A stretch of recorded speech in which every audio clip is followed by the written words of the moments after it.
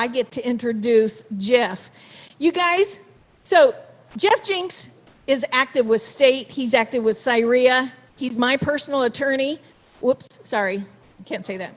Although I have done business with Hawker and it always went well. So I've known Jeff now for 6 years. I've never seen him be so angry that his voice quivered. So let's get him going tonight. You guys, Jeff Jinks.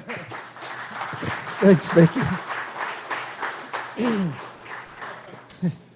Yeah, so I'll try not to totally lose it. Yeah, this is a safe place for everybody. I want to talk tonight a little bit about two things. This has been a really weird week. A lot of you know that the CDC issued that guidance yesterday. Thanks, Super E. Issued guidance yesterday with a new federal eviction ban.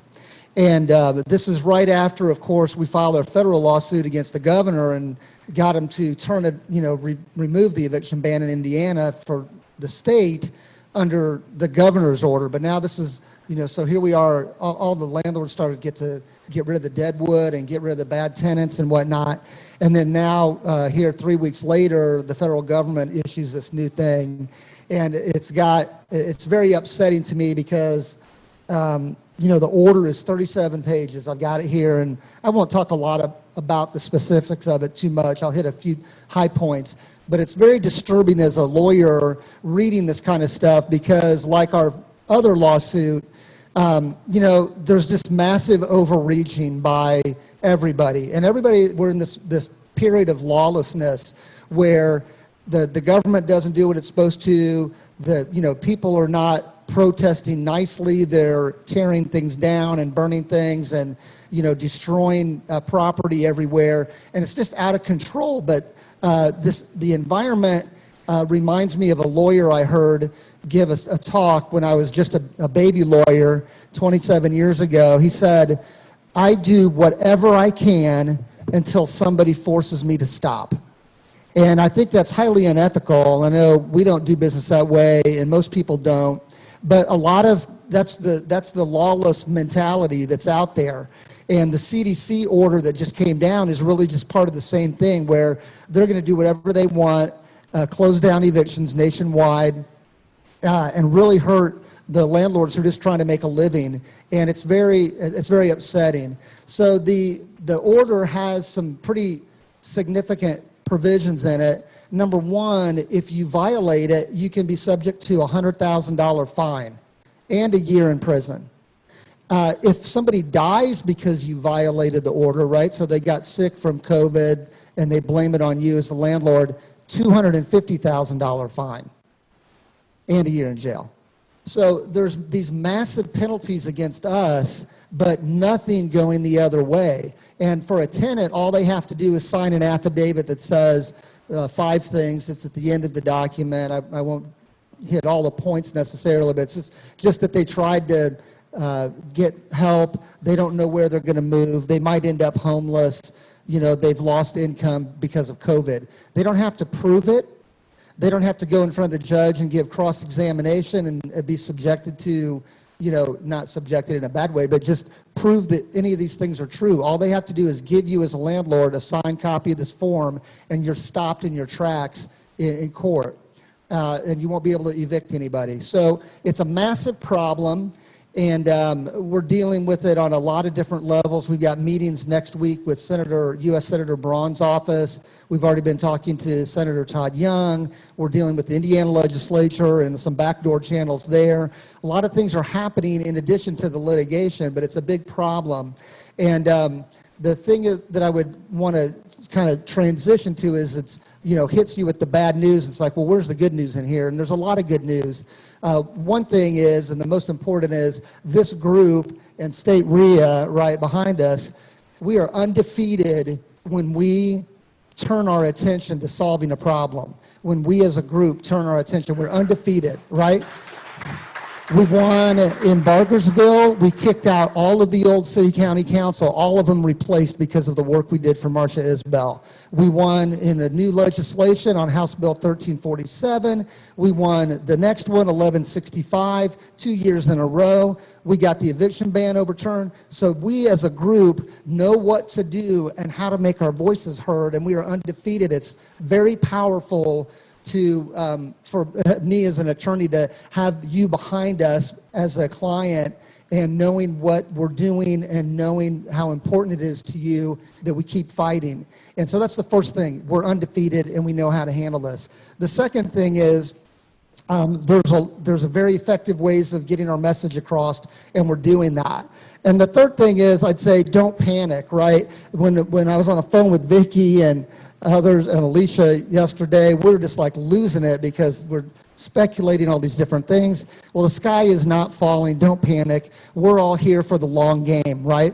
And I was reminded of an article recently in the Wall Street Journal about Warren Buffett, the most successful investor in the country's history, made over 90% of his billions after age 65 because he's a long-term investor. And so don't think, oh gosh, what I'm going to scurry around and get out or do this or that. No, hold for the long term. You know, we're long-term players. We're a long-term part of the local economies that we're supporting.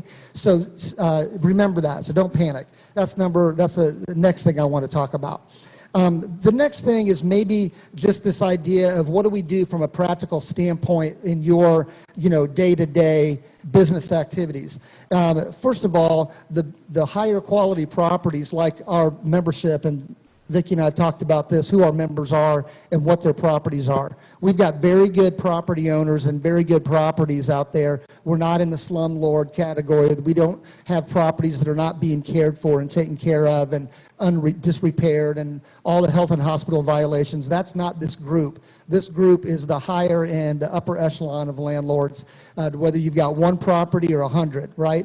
It's a very good group. So keep in your buy and hold high quality property strategy. Stay away from bad properties. And then the second thing, most important, screen your tenants like crazy, like you've been doing, because I know that everybody, if you're screening your tenants well, I'm hearing no problems, no problems, no problems. It's just pockets of landlords are having trouble because they've violated these first two rules of, having good properties, good locations, screening their tenants, etc. Another little idea would be to maybe decrease your leverage, right? So if you're a highly leveraged investor, maybe pay down some of your bad debt. That's Robert Kiyosaki talk. Keep your debt in the properties that are cash flowing, and then maybe decrease that debt even there to increase your safety and have a little bit more cushion on your cash flow. If you're a BRRRR strategy investor, maybe consider, instead of that last refinance, that last R, maybe 1031 exchange into your next property and just to carry your equity through instead of refinancing and having more debt. So those are all individual questions to discuss and strategize on your own, but just ideas on getting more safe, more secure with your properties. The purchase market, as we know, is super strong. So there is a housing shortage. So all you fix and flippers are in the driver's seat. You've got a wonderful opportunity. Keep driving that and keep providing housing for people. The fix and flip is working great. Same thing on wholesaling, because they're in that cycle of the fix and flip group. So wholesaling is a fantastic space to be as well. Another little strategy to be considering, whether you consolidate your equity on multiple properties into one better property, or pair that with the idea of going in with some of the people in the room and consolidating or working together and bringing your equity into a larger project or bringing it together in a larger entity. We just got a call and we're consulting with a 40-person investor group, and they're like, hey, we all have like 10,000. What do we do? How are we going to deal with this? How are we going to structure this? So, a group has major power, as we've seen already. So consider partnering with other folks in the room and having better projects and bigger projects so you've got more security and more stability. Last couple things would be considering transitioning to notes and mortgages on your leases.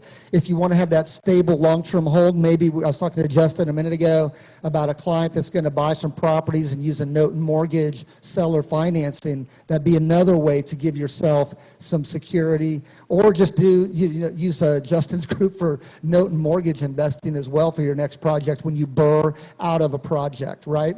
So lots of different things we can do to be safe and secure and be prudent with our investments. All the same kind of things you've been doing all along, but just reminding ourselves we're in for the long haul. We're in for the long game. This is going to be a fight. Every minute there's a new fight. So we're ready to take the next level on it. So thank you very much. And if you have questions about the CDC, I'll be happy to take a question. Dave, you got something real quick?